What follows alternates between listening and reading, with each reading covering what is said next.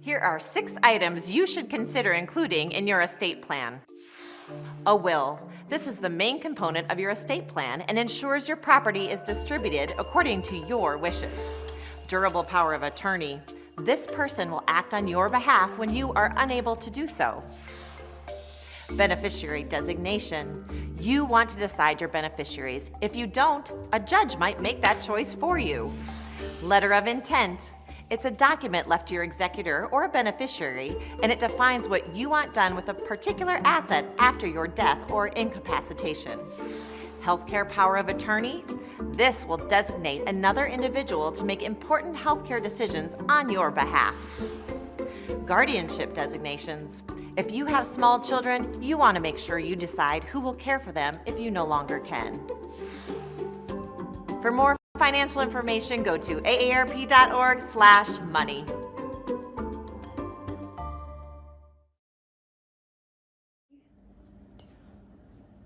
Hi, I'm Teresa Jones from AARP, and today we are going to be talking about healthy living, but through charcuterie boards. And we have Heather here, and she's going to tell you a little bit more about herself and about charcuterie boards. Yes. Well, thank you for having me. My name is Heather, and I am with HT Boards and More. And I am just super excited to have this opportunity with AARP this morning. But we're going to talk about not only the ease of charcuterie boards, but just how versatile and how flavorful, and it's just a party for your taste bud. Good. I'm excited. Well, let's get started. Let's do it. Okay. So I think a lot of people get overwhelmed when they think about a charcuterie board and the placement, but it really is what you want it to be. So as I begin to build a board, I think about cheese and meats first, because those are the primary items that everybody's here for. Then we fill it in with all the other fun stuff. Okay. So you want to have a variety of meats and cheeses. So you'll see we've got a lot of things here. So we'll start with our first cheese, which is going to be a dill Havarti. So this cheese is very creamy, it's very mild. I also like to use the opportunity for my boards to educate people and get them to try new things, get outside their comfort zone. So, have you ever had a dill Havarti? No, but I think I'm getting ready to. Yes, you are. Yeah. Yes, you are. So, I place my cheeses first because that's going to take up the most space. And so we're just going to start by laying our dill Havarti out like that. Okay? Oh, that looks so pretty. Like I said, we wanted to have a variety, so a Havarti is going to be a semi-soft cheese. Okay? Let's move on to something that's a little more pungent, right? In a good way. So now we've got a mild cheddar. And so it's all about, we eat with our eyes first. So you could just throw this on the board if you wanted, but I'm not about that life. I like to make it really cute and presentable. Okay. So I'm going to show you how we do that. So you take these pieces right here, and I'll give you some to practice with as well.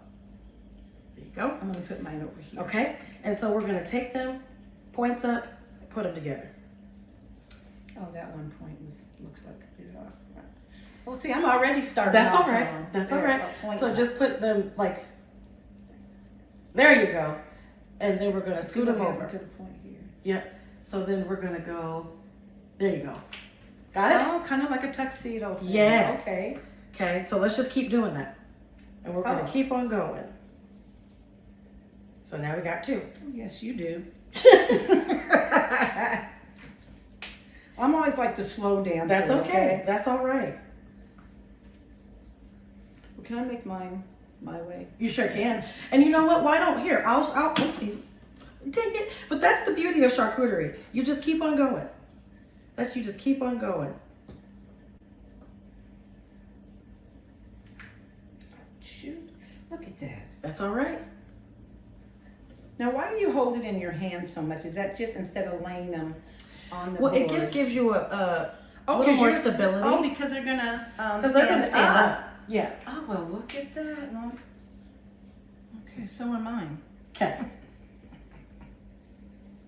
I'm just doing mine a little differently. Yeah, so that just goes to show you that, like you said, it's versatile. Yeah. You make it what you want it to be. And so I'm actually going to add yours in front of mine. Go ahead. Okay. There we go. Not as pretty as yours. That's all right. But look, doesn't it look good? Oh, it looks wonderful. Okay. So now we have this creamy, mild, herby cheese. We have this sharp cheddar that's a little more pungent, but gives you a little bit of color. variation. Now we're gonna go to a manchego. Now this is one of my favorite cheeses in life. Is that a hard cheese? This is a semi-hard cheese. Semi-hard? Okay. Yes. So we have semi-soft.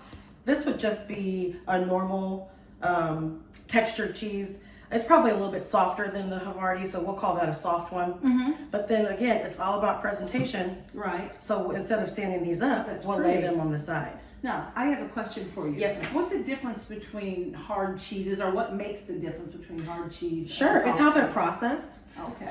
So, and then really it's just the texture variation. So when you have something like a charcuterie board, you want to have versatility in the flavor, versatility in the texture, versatility in the fattiness of the meats. You want a sweet, a savory. Some people want a spicy. I don't prefer spicy. Do you like spicy? I love spice. Okay, so some people like a spice, but it's how they're processed and the type of milk that's used. Okay. Okay, so now we've got our semi-soft, semi-hard, and then we'll just say that's a cheddar. Now, I tend to, this is a Thanksgiving inspired type of board. Right. And so what do we love for Thanksgiving? Cranberries. We love cranberries. Correct. So I have these pre-sliced, and I like to have everything really already done because you see how quick the board's coming together. Yeah. Right?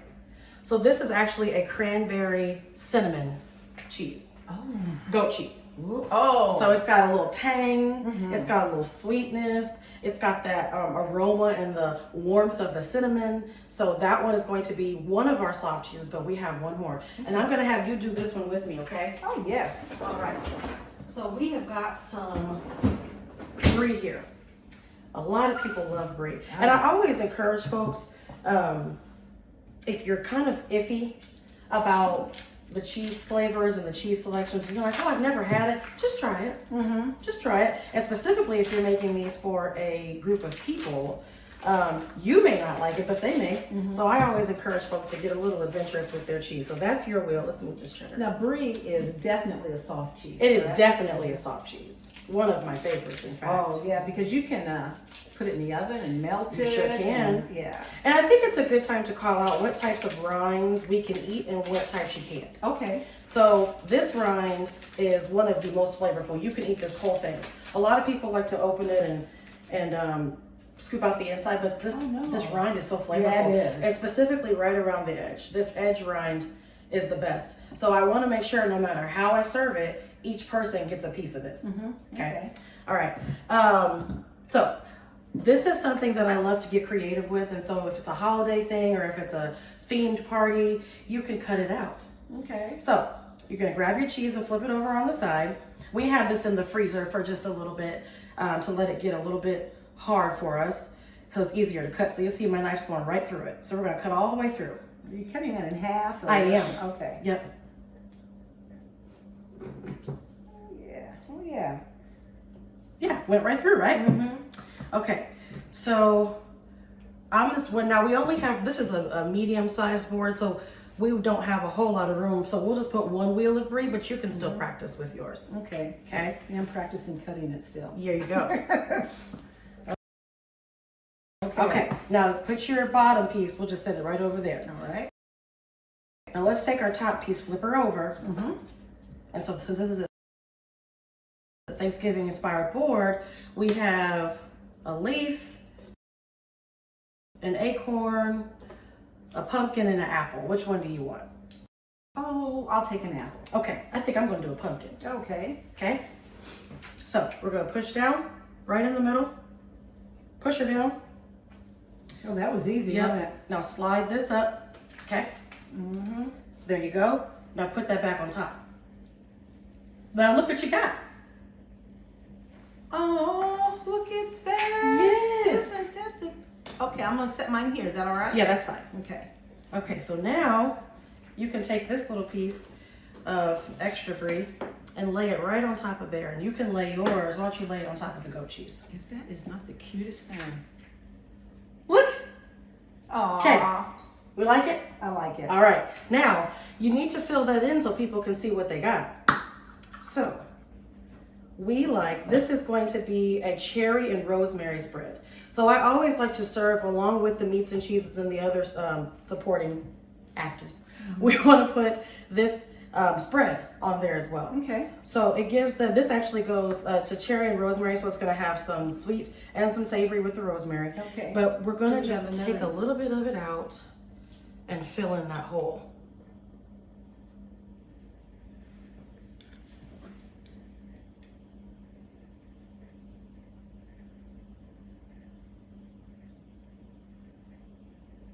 And then we can clean it up, of course. But we'll fill in one of them so that they know that this goes with this cheese. Right. Okay?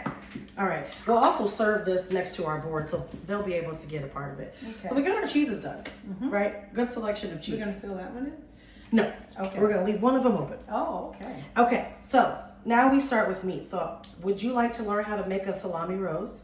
I think I would. Okay. So salami roses are best made. We've had this sitting out for what, 10, 15 minutes? 15 minutes at max. You want to take it out of the fridge and let it get a little bit warm because it'll mold over the glass a little better. Okay. Okay. So I'll let you grab. So I'll do the first layer and then I'll let you keep going. So these are so fun. Everybody always loves them. I've always wondered how they were made. Yes. And you see how I'm layering them Yeah. closely? Because you want it to be tight. Okay. So I'm sitting them close, and you're just going to keep doing this all the way around. Okay? Okay. Let's see you try.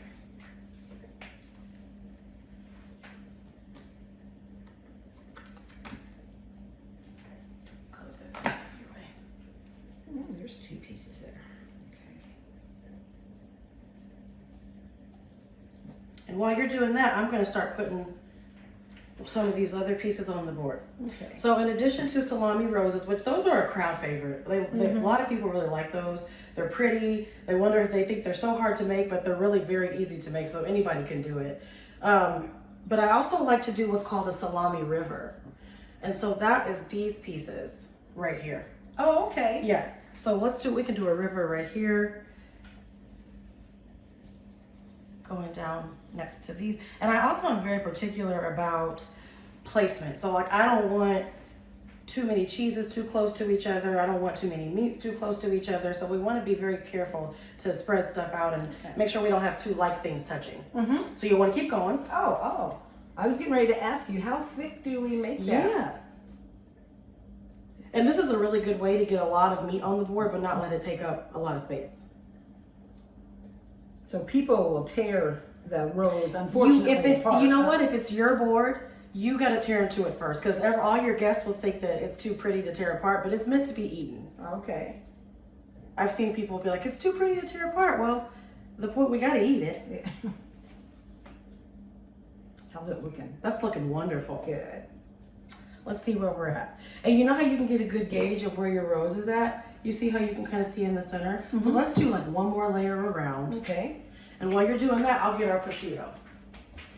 Again, another item that is easier to handle if it's a little bit frozen. So that's the difference. That meat we want a little warm. This meat we want a little cold. Okay. Easier to navigate with. Because it's a cheese that likes to kind of tear on you. I'm learning a lot, because a lot of times we think you got to take it straight out of the refrigerator and start working on it. Very true. And so that now we know why some of it's more pliable than the other. Yep. And I do like to, I know we've got some of this that's been out with us. We have other parts where we're going to pull out of the fridge. I do like to, and once we get the board completed, put it back in the fridge and let it get a nice chill to it. Yeah. One more time before we set it out for the folks. So these we can do a couple different ways. I like to do a little bit of a fan. So I fold it over and then I just fan it in on itself. And so that way we have a little row and we'll sit her up like that. Well, look at you. Your rose looks fabulous. Well, thank you. Okay. You think you can pull her off? You know I'm very artistic. Yes, you are. No education needed. Yeah, well, that's a good thing. Yeah.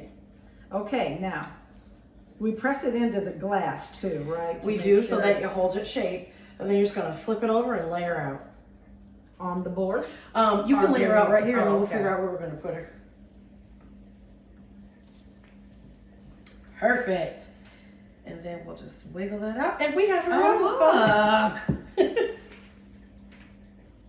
All right. So one last fan of our prosciutto. Do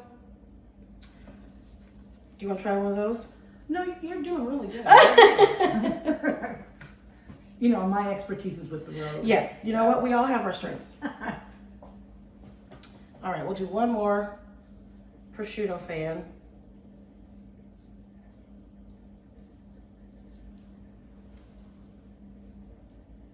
All right. Perfect. Now, let me scoop our brie over just a little bit more. Yeah, Like that's that. what I was thinking. And then we'll throw her right there. Okay. So now we have our meats and cheeses done. Okay. Okay. Let's move on to what we're going to fill in with. So I like to do always some cucumber. Ooh. One, it's a nice veggie, it's fresh, but it's a palate cleanser. Yeah. So as you eat certain sweet things with a fatty piece of meat, but then let's say you want to go back to sweet, we'll cleanse your palate. And then you can go back to whatever cheese you like. So we're going to throw some cucumber on here. See, and I just thought cucumbers were, you know, just because they taste good. Well, that's, I mean, didn't hey, think they're about fresh, they're tasty. And you know what I like to do occasionally? I'll sprinkle some of that dry ranch seasoning. Oh, Yeah. yeah. Sprinkle some dry ranch seasoning on it. It gives a little bite, a little tang. So we've got that piece. Okay. I also like to do some fruits and veggies. Okay. So let's do, do you think we should do some grapes next? I think so. Okay. These look like really good. As a matter of fact, I can't say they look like. I kind of snuck a taste. You know what? Somebody, you have to make sure it's not poisonous. Yeah. that's Somebody what I has was to doing. taste it. So now, do we want them on the stem or we want them take them off? We want them on the stem because it makes it let's cut easier that for one a folks to little grab, but we're going to cut this little piece off because that's not that cute. Okay. And then, and that's okay if it falls off. So we'll do one row Place it there. Nice. Yep. And actually, since this is a smaller board, I think that's all the grapes will do. Okay. All right. So now let's think about some other fill-ins, right? So one thing I like to do is dried fruit. So this is a cranberry cinnamon cheese. So guess what we have? Cranberries and blueberries. Yes. And that gives people a good indicator of what they're eating, but they also know that this goes well with it. Oh yeah. And I build my board so that whatever is around each other complements each other. So like this cheese go really well with grapes and this meat. This cheese obviously goes well with that spread, but it'll also go well with this meat. So we try to keep the board like together so that everything around complements each other. Okay. Gotcha. Okay. All right. So we got some dried fruit there. We're lacking some color. So I want to add a little bit of dried apricot. Oh yeah. Where should we put that, do you think? Well, not too close to the No, orange. that's very good. We'll So- keep that away. Maybe over here, Yeah. or we might have to move something around. That's okay. Yeah. We'll scoot that over. Yeah, there Okay, you now we go. got a little spot like that. Yeah. Okay, now we gotta have some crunch. Oh, yeah, we do. Yeah. I was thinking nuts would be good on Yes. this.